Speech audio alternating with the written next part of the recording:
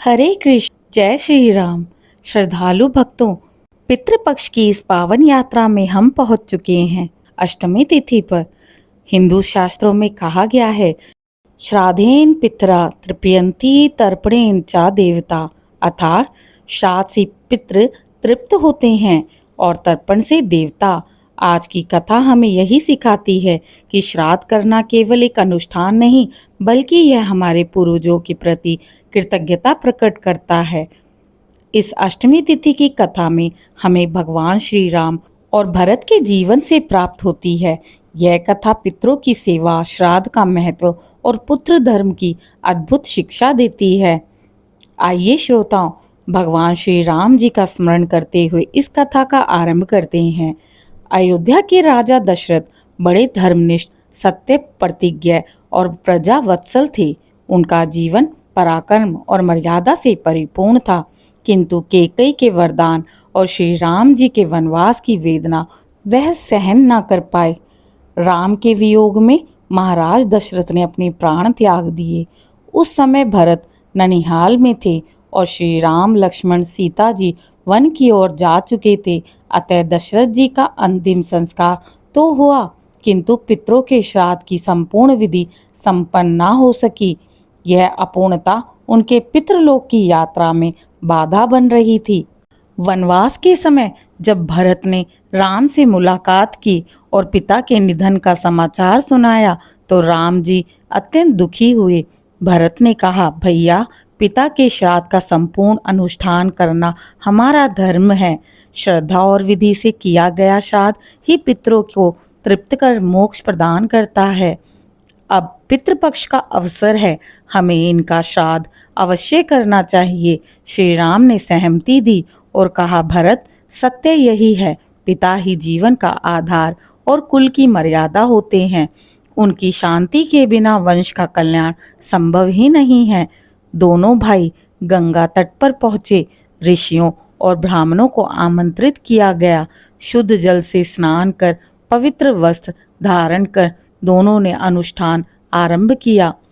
पहले उन्होंने कुश से आसन बनाया, हाथों में जल लेकर पितरों का आह्वान किया। ओम पितृभ्य स्वाहा नमः। फिर तिल और जल अर्पित कर तर्पण किया। पिंड तैयार कर उन्होंने ब्राह्मणों को समर्पित किए और कहा, हे पिताश्री दशरथ, इन पिंडों के माध्यम से हम आपको अन्न अर्पित करते हैं।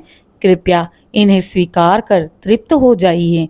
श्री राम जी की आंखें आंसुओं से भरी हुई थी। वे बोले, पिताश्री, जब तक आप हमारे साथ थे हमने आपके चरणों में सेवा का सुख पाया।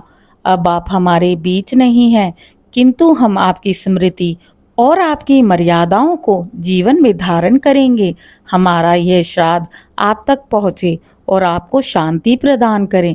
भरत ने भी अश्रुपूरित नेत्रों से कहा, हे पिता, मैं आपके अंतिम समय में आपके समीप ना रहा।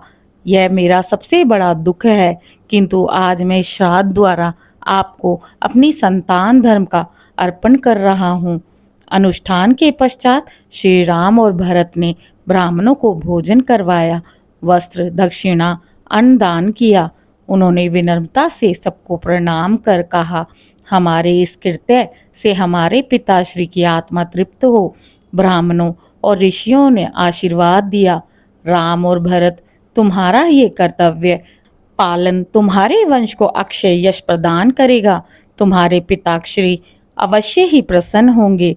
श्राद्ध पूर्ण होने पर आकाशवाणी हुई।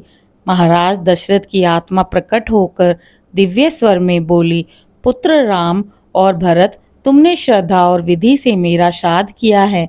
मैं इससे तृप्त और संतुष्ट हूँ। तुम्हारे वंश में धर्म, मर्यादा और समृद्धि सदा बनी रहेगी।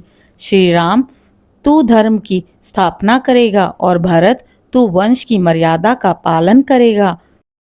तुम्हारे कारण ही अयोध्या सदा यशस्वी बनी रहेगी। यह सुनकर श्री राम और भरत ने गंगा तट पर पिता को प्रणाम किया और उनका आशीर्वाद प्राप्त किया।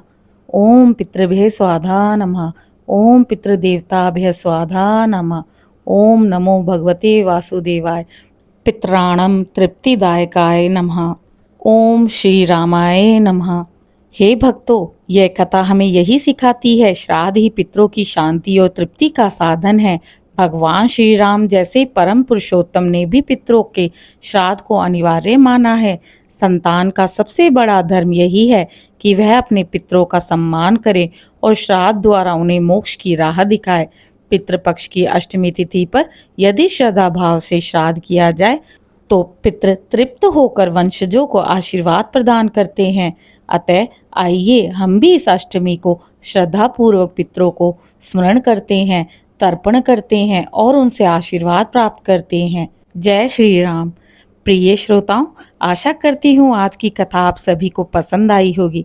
इसी प्रकार श्राद्ध पक्ष की कथा श्रृंखला में मेरे साथ जुड़े रहें और मेरे चैनल को लाइक, शेयर, सब्सक्राइब करें, अपने प्रियजनों से साझा करें, बेल आइकन दबा लें ताकि आपको हर कथा की नोटिफिकेशन जल्द ही मिले।